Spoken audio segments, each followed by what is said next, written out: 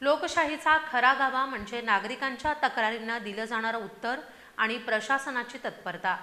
कोल्हापूर जिल्हाधिकारी कार्यालयात आज पार पडलेल्या जिल्हास्तरीय लोकशाही दिनात तब्बल 163 अर्ज प्राप्त झाले। विविध विभागांच्या अधिकाऱ्यांच्या उपस्थितीत झालेल्या या सुनावणीसाठी नागरिकांचा मोठा प्रतिसाद मिळाला।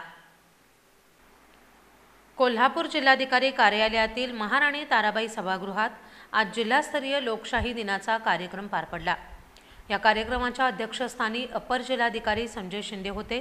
कार्यक्रमात जिल्हा परिषदेचे अतिरिक्त मुख्य कार्यकारी अधिकारी संतोष जोशी, अतिरिक्त पोलीस अधीक्षक बी धीरज कुमार, मुद्रांक जिल्हाधिकारी बाबासाहेब वाघमोडे, निवासी उपजिल्हाधिकारी संजय तेली, जिल्हा अधीक्षक भूमी अभिलेख शिवाजी भोसले यांच्यासह विविध विभागांचे अधिकारी उपस्थित होते। लोकशाही दिनात नागरिकांनी आपल्या समस्या मांडण्यासाठी उत्स्फूर्त प्रतिसाद दिला असून एकूण 163 अर्ज प्राप्त झालेत।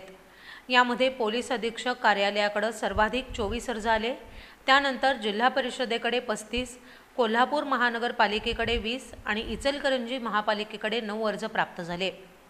याशिवाय तहसीलदार करवीर 14, शिरोळ 5, हातकणंगले 5, राधानगरी 1, पन्हाळा 2 असे विविध तहसील कार्यालयांनाही अर्ज मिळाले।